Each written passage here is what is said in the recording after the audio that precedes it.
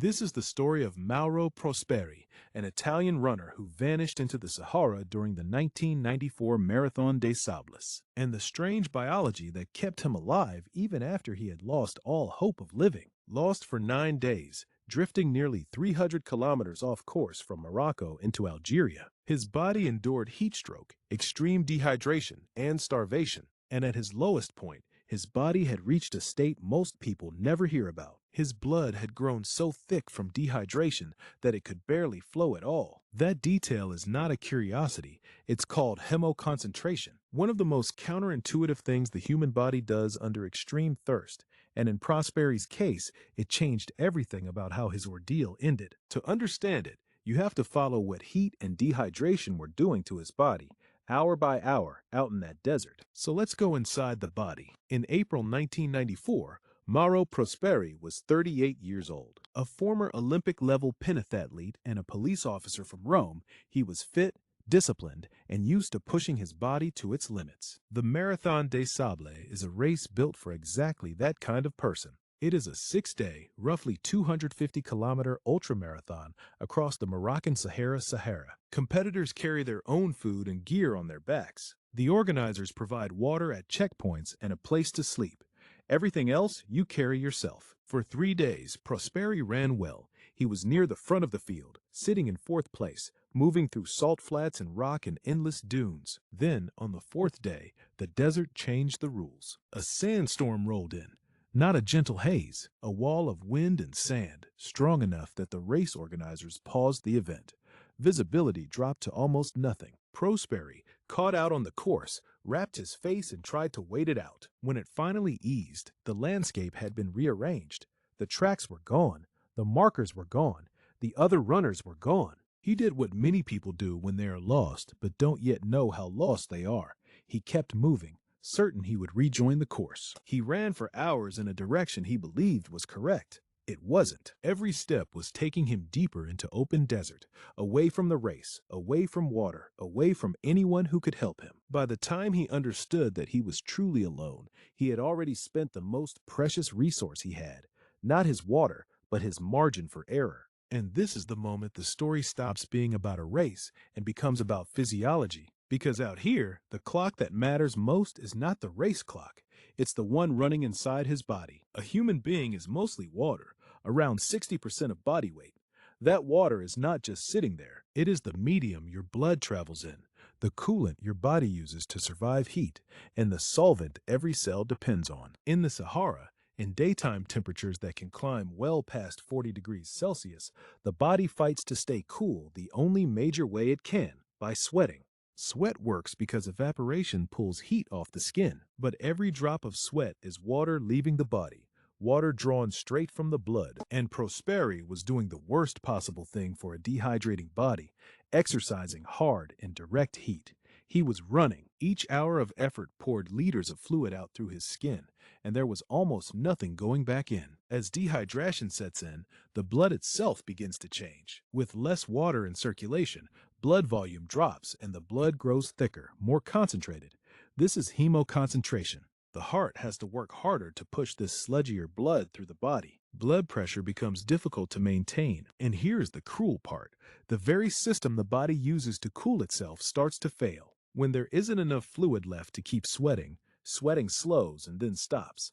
The radiator runs dry. That is the doorway to heat stroke.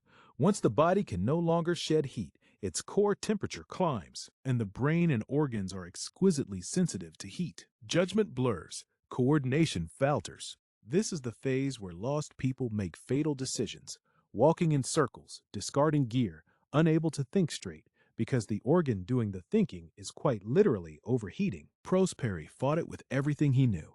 He rationed the tiny amount of water he had. He learned, as desert survivors do, to move at night and rest in shade during the killing heat of the day. He found shelter in an abandoned marabout, a small domed shrine, a tomb for a Muslim holy man, out in the middle of nowhere. Inside, out of the sun, he found something alive, a colony of bats. He caught them, and he drank their blood.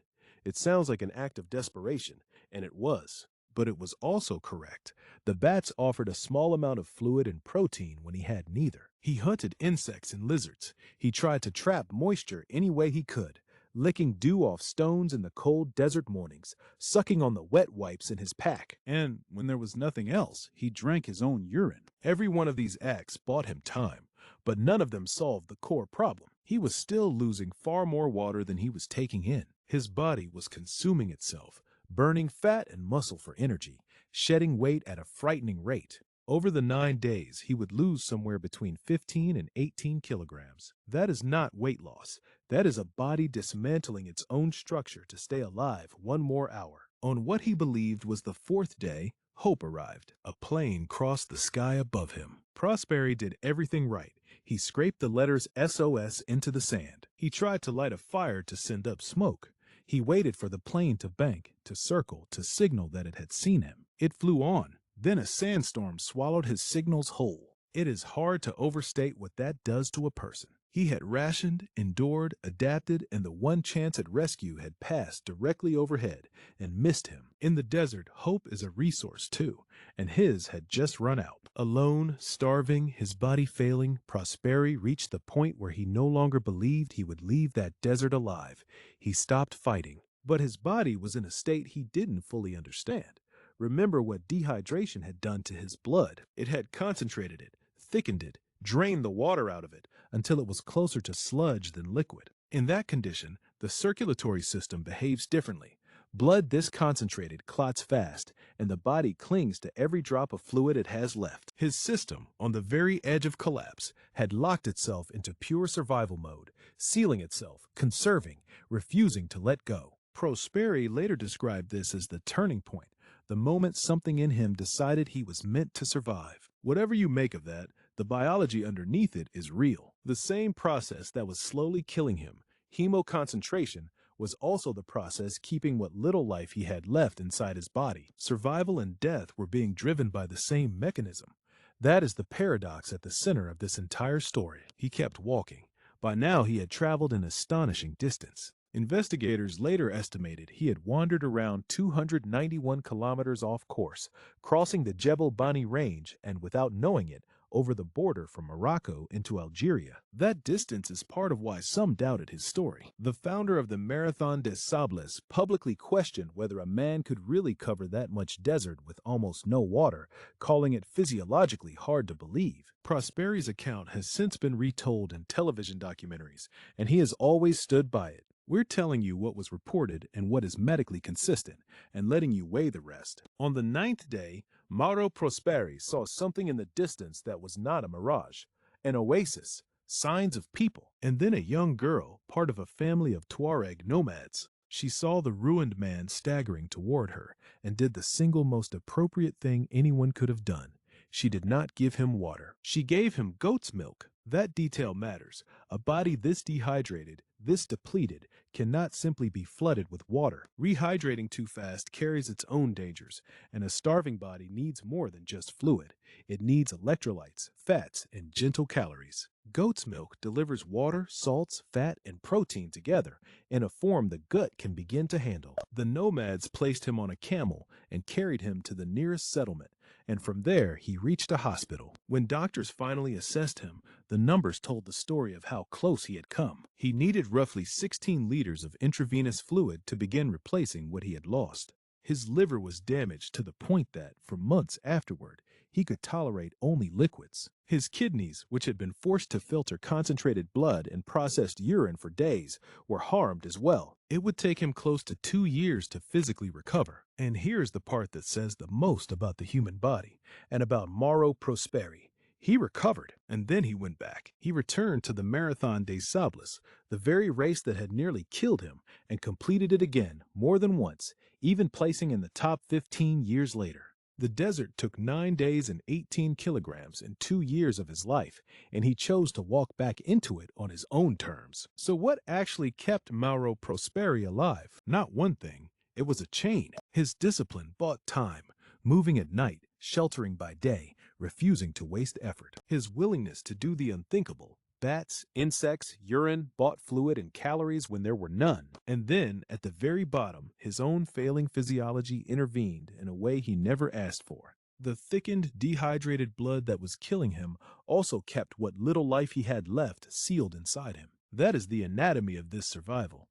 The body does not fight fair, and it does not always fight in the direction you expect. The same mechanism can be the threat and the reprieve, depending on the minute you catch it in. The human body is built to endure far more than we give it credit for, and sometimes it holds on even when the mind has let go. On this channel, we take true stories like Mauro Prosperi's and go inside the body to show you exactly where the line between life and death actually runs. If that's the kind of thing that keeps you up at night, in the good way, subscribe, and we'll take you inside another body that should not have survived, but did.